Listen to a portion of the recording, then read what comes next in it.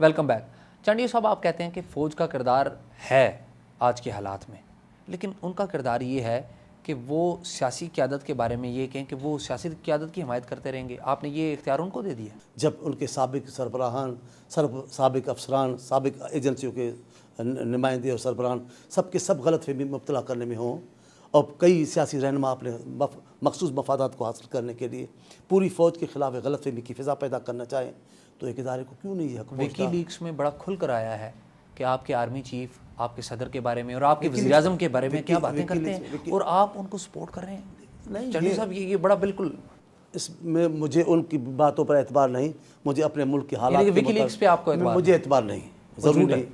جھوٹ کی بات نہیں, میں ضروری نہیں میں اعتبار کروں. امریکی صدر نے وکی لیکس کی تصدیق کی, برطانوی وزیر اعظم نے امریکی وکی لیکس کی تصدیق کی, فرانس نے وکی لیکس کی تصدیق, انڈیا نے. کئی باتیں کس موقع پر کس حوالے سے باتیں کی جاتی ہیں وہ الگ بات ہے. بدائنتی یا دائنتی انہوں نے کی, میں اس پہ بات نہیں آپ صرف اس لیے ان کی حمایت کر رہے ہیں کہ اس وقت وہ وردی پہنے ہوئے ہیں, وہ طاقت میں ہیں, اور آپ کو اپنی طاقت کے لیے ان کی طاقت ضرورت ہے. میں یہ میرا شخصی سوال ہے, ذاتی میں جواب دے رہا ہوں آپ کو. میں ان کارکنوں میں سے نہیں ہوں. ہم نے مخالفت بھی کی ہے, ہم نے تکلیف بھی برداشت کی ہے. ہم نے سندھ کے وہ حالات دیکھے ہیں جہاں ضیاء الحق کے زمانے میں پاک فوج کے لوگوں سے کیا کام کیا گیا, لیا گیا عوام کے خلاف. میں نے وہ بھی زمانہ دیکھا ہے, میں نے یہ بھی زمانہ دیکھا ہے. میں اس زمانے کی حمایت کرتا ہوں.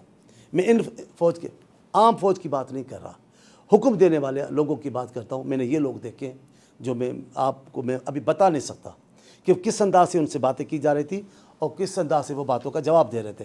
میرے خیال میں پاکستان کی فوج کا یہ ایک روشن چہرہ تھا اور ایک خوشائند چہرہ تھا, جمہوریت دوست چہرہ تھا, محب وطن چہرہ تھا, جو میں نے پارلیمنٹ میں دیکھا ہے. چانڈیو صاحب, آپ یہ بتائیے کہ آپ نے فرمایا کہ آپ کو علم نہیں ہے کہ جسٹس جاوید اقبال سے کس نے رابطہ کیا تھا ایبٹ آباد کمیشن کے لیے. آپ نے یہ فرمایا کہ آپ کو یہ بھی علم نہیں ہے کہ کن لوگوں سے, جو کمیشن کے ارکان ہیں, ان لوگوں سے کس نے رابطہ کیا تھا حکومت کی طرف سے. اور آپ وزیر قانون ہیں, آپ سمجھتے ہیں کہ ایک وزیر قانون کو قانون سے ریلیٹڈ جو واقعات ہیں ان کا پتہ نہیں ہونا چاہیے؟ ہر وزیر کا اپنا اپنا دائرہ ہے, اس دائرے سے باہر تو کوئی منسٹر نہیں کر سکتا کہ جو وزیر اعظم صاحب سوچیں اور جو پہلا جملہ ادا کریں میں اس سے باخبر رہوں, کس سے رابطہ. یہ تصدیق کر سکتا ہوں, بتا بھی رہا ہوں, ضرور ان کے ساتھ رابطہ ہوا ہے, تب یہ اناؤنس ہوا ہے جس کو متنازع بنا دیا گیا. وزیر اعظم قانون سے متعلقہ اہم فیصلے کرتے ہیں اور وزیر قانون سے مشورہ بھی نہیں لیتے؟ میرا خیال میں ایسا نہیں ہے, میرا خیال میں ایسا نہیں ہے. وہ اس وقت جو بھی متعلقہ لوگ ہیں, متعلقہ لوگوں سے کیا مراد ہے آپ کی؟ قانون بنائیں گے, اٹارنی جنرل کو پتہ ہوگا, وزیر قانون کو پتہ ہوگا, لا سیکریٹری کو بٹھائیں گے اور ماہرین بیٹھیں گے لا کے, جو بیٹھ کے اس قانون کو دیکھیں گے. وزارت قانون کی لیکن کمیشن بنانے میں ضرورت نہیں. اگر قانون بن جائے کمیشن کے متعلق فیصلہ, وہ تو ہم بتائیں گے. نوٹیفیکیشن ہو تو ہم آپ کو بتائیں گے.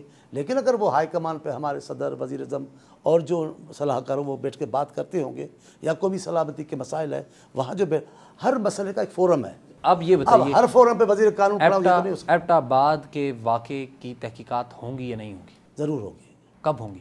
میرا خیال میں ہو رہی بھی ہیں, ہوں گی بھی. اور اس لیے کہ جو ادارے ہیں, جو ان سے وابستہ ادارے ہیں, وہ تو کر رہے ہیں.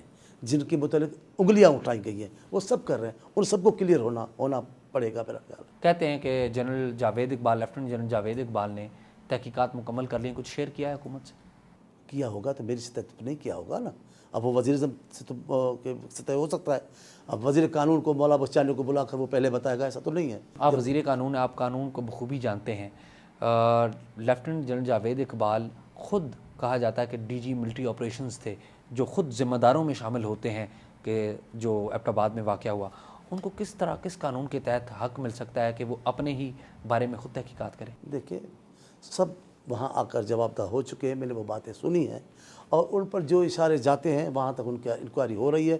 جو بھی ذمہ دار ہے وہ عوام تک بات آ جائے گی. لیکن ملزم خود انکوائری کر رہا ہے اپنے بارے میں. اب وہ آپ کہتے ہیں, یہ میری رائے نہیں ہے. یہ تو اخباروں میں رپورٹ ہوا نا کہ اخباروں میں اب بہت ساری باتیں رپورٹ ہوتی ہیں کئی لوگوں کے متعلق. میں سب کا جواب میں تو نہیں دے سکتا. ایبٹ آباد کمیشن کی باضابطہ تحقیقات کب شروع ہوں گی؟